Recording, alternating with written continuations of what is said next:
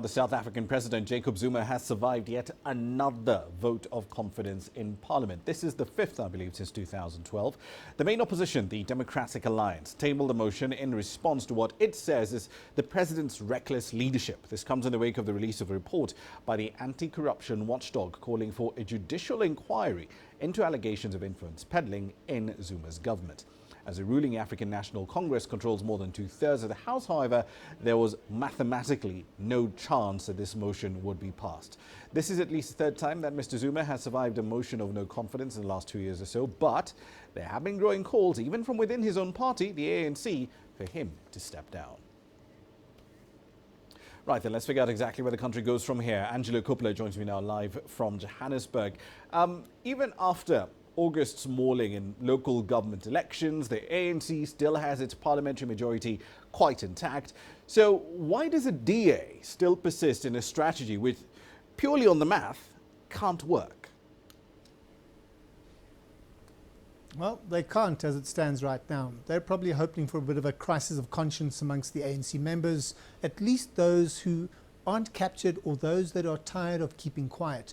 We understand that there are at least two factions in the National Executive Council or Committee, and as you know, the Chief Whip came out strongly calling for the resignation of the entire NEC.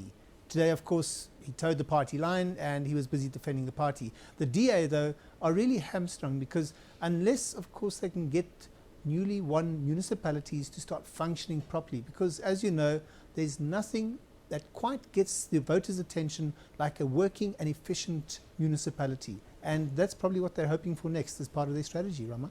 Indeed, the Inkatha Freedom Party, the EFF, they all backed the DA's no confidence vote today. But does it perhaps mark a sea change of sorts in sentiment towards the ANC and, of course, the president as well?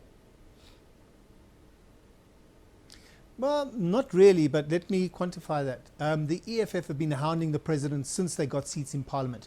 The sentiment displayed by the IFP has shifted just slightly, and that's because of the wise old man, that's as Prince Buthelezi is referred to.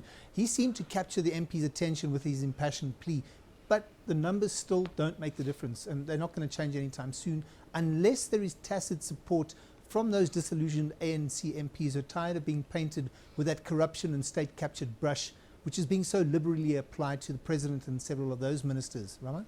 Indeed. Let's turn our attention to the million-pound gorilla in the room, so to speak, the election of Donald Trump across the Atlantic in the United States.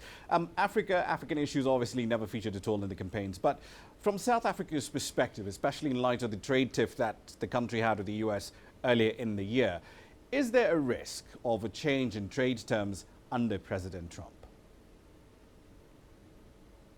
Well, at the moment, that's unclear.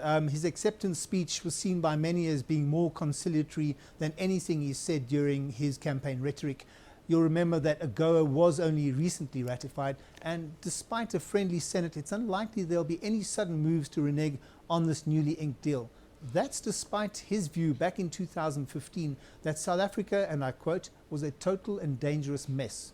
Is this his foreign policy when he comes into power next January? Well, who knows? We'll have to wait and see for that one, Rama. Indeed, lots of uncertainty between now and then. One final question for you, Angelo. There's quite a bit of economic data coming out right now. Manufacturing output data was out today. That was relatively flat for September. But what should we expect from retail data that's coming out next week? Unfortunately, more of the same. That's the consensus view. Inflation edged up slightly last month. It's expected to maintain that trend. Food price inflation will remain high because of the drought that we're currently in. There's also, despite the stronger currency that we had up until today, the Brent crude price has increased, and that will place pressure on hard-pressed consumers and their shrinking disposable income. A recent BankServe index shows that economic activity levels may have also slowed again. That will be, if it does happen, the second time this year. Take-home salaries are also down, so it's not a rosy picture and unlikely to improve before the festive season kicks off, Rama. Indeed, we'll have to wait and see exactly what that tells us, but clearly the prognosis not very bright. Thank you for that. That's Angelo Kuppler live in Johannesburg, South Africa. Now,